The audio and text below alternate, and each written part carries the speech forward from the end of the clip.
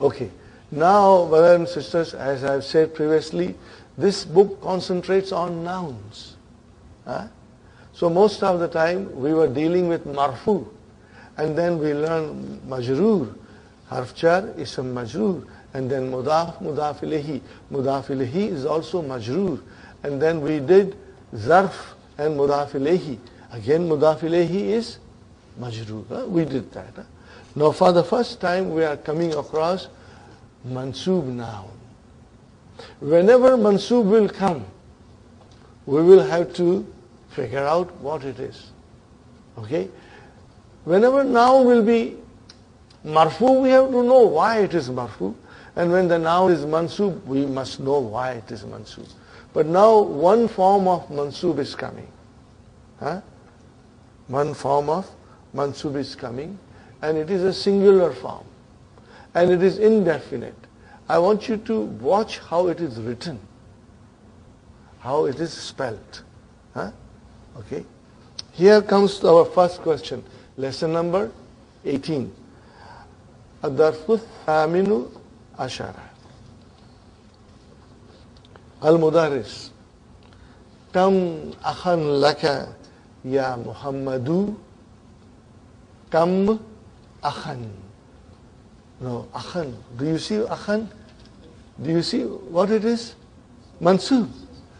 Why it is mansoob? Huh? We are going to learn. Huh?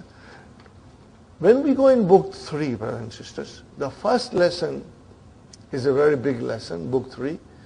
It tells us everything about why the noun is marfu, why the noun is mansoob. Huh? And if there is a noun which is mansoob, what are the possibilities? What does it tell us? The sentence will show us the reason for it being mansoob. Okay? So there are about 10 different reasons why the noun is mansoob. Okay. The most common reason for the noun to be mansoob, the most common reason is to become an object of the verb. That is the most common. But again, I'm just telling you a few things as an outline. Huh? Most common reason for the noun to be mansoob, that it is most probably object of an verb. Huh? Okay, we will inshallah learn. Okay, if I say Muhammadun talibun, so Muhammad is a mubtada, sahih, okay, marfu. Now if I say ra'aytu, what is the meaning of ra'aytu? I saw. Then I'm asking that verb a question. Saw what? Because if I say I saw, the sense is not complete. Tell me more. What did you see? Huh? So sometimes, with the verb, the sense does not come because it needs an object to make a complete sense out of the sentence. Otherwise it is incomplete.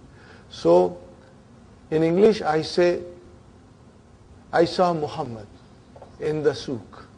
I saw Muhammad in the souk. So in English I will be subject, saw will be verb, and Muhammad will be object. Huh? Okay? But then in English the Muhammad remains Muhammad throughout. But if I say it in Arabic, I will say Ra'aytu Muhammadan. What will you say? Ra'aytu Muhammadan. Why? Dan? Because it is an object for the verb Ra'aytu. How do you see? Now this thing, brothers and sisters, I'm only telling you now. We are not studying it now. Because they will come in lesson number 5 in book 2. Lesson number 5 starts to explain us the object of the verb.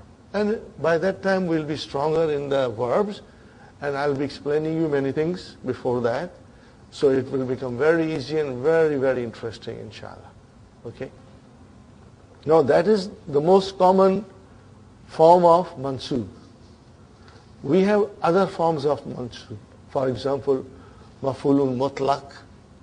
Okay, it sounds very mysterious, exotic, maf'ulun mutlaq. But it is so beautiful, brother. This is such a beautiful style in Arabic language. Maf'ulun mutlaq. Okay, we will learn soon. It is also mansub. But you know, you always say maf'ulun mutlaq without realizing it. When somebody does you a favor, what do you say? Shukran. Brother, what did you say? Shukran. It is mansub. Do you see? Shukran. How will you write shukran?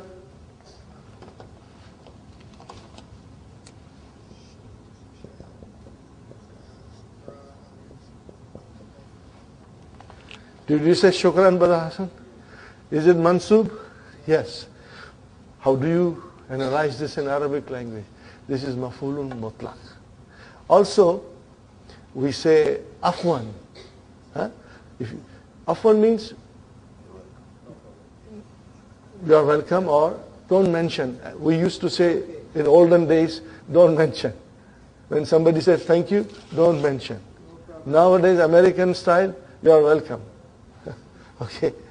So, shukran is thank you and afwan is you are welcome. But they are both in the same way. Huh?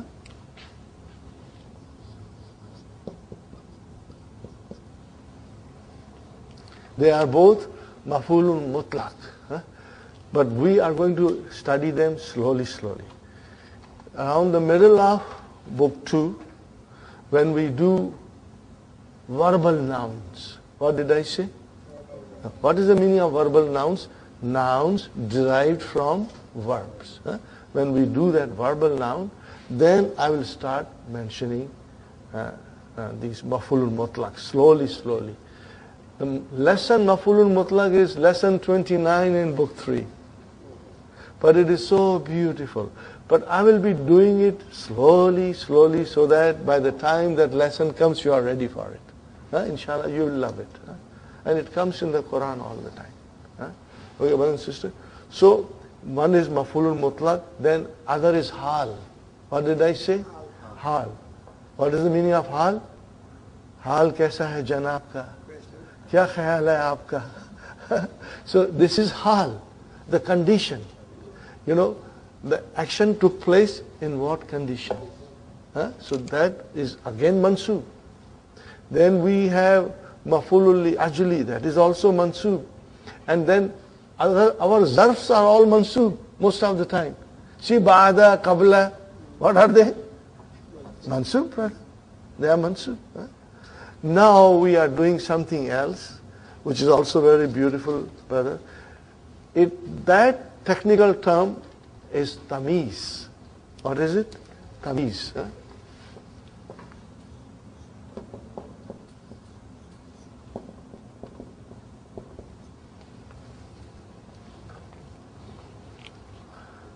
Probably there is no translation of that in English. I don't know. Maybe there is, you know.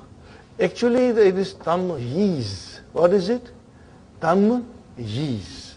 But we always say, when we say quickly, tamiz. Now, tamiz is a noun. And it is mansub. And it comes, okay, it comes in the sentence, okay, to remove any ambiguity. To remove any ambiguity, okay. I just give you one word. Ana akbaru minka. What did I say? Ana akbaru minka. What is the translation? I am older than you. Or I am bigger than you. Did it make any sense? It did not make any sense. Did it make any sense? What way you are bigger than me, brother? You didn't tell me. So now I will tell you. Now this is just an outline. We are going to study this in detail. So just try to understand as much as you can. And if you miss out something, don't worry. Okay? Ana akbaru minka sinnan. I am older than you in age. So sinnan, I used tamiz as to dispel any ambiguity. Are you with me? So it is mansub it comes, it is in a singular form, it is indefinite, and it is mansub. I give you another example. Ana akbaru minki. I am bigger than you. In what way? Then I'll say malan. What is the meaning of malan? Money. I'm richer than you. In what way? In money. So malan came. So malan will be your tamyiz. This is just, I'm trying to explain you in as simple a way as possible. All of them are coming in lesson number 4 in book 2. They are coming in. Okay. Now, whenever you will use come in the sentence, what did I say? What is the meaning of come?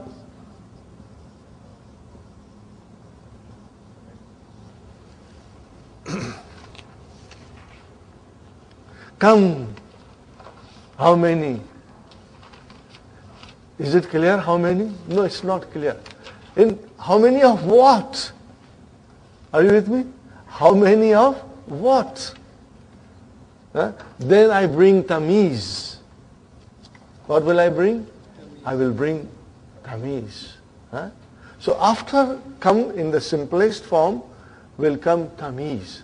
It will be indefinite noun, singular noun, and it will be mansub. Okay? For example, Kam kitaban indaka. What will be the translation? How many books you have? Are you with me? Kam kalaman indaki. How many? Kam sayaratan indaki. Kam baitan indaki. See, after come I am using baitan, sayaratan, kitaban, kalaman. Now these are all mansub. So what is this kalaman? Tamyiz. What will you call it? Tamyiz. Tamiz. Tamyiz. This is very beautiful, brother. Okay? And if I tell you, Kam kitaban indaka, Kam kitaban indaka. Okay, this is a question. Okay? But indaka, what is indaka? Zarf and mudaf ilayh. Sahi? Indaka is zarf and mudaf ilayh. Can it be mubtada? No. Jar majrur, zarf mudaf ilayh can never be mubtada. Never. And so that is your zarf and mudaf ilayh. It is not mubtada. And then kitaban, what is kitaban? Is tamiz. Then what is kam? Mubtada. In a sentence like that, we can easily analyze the kam is mubtada. Where is the khabar?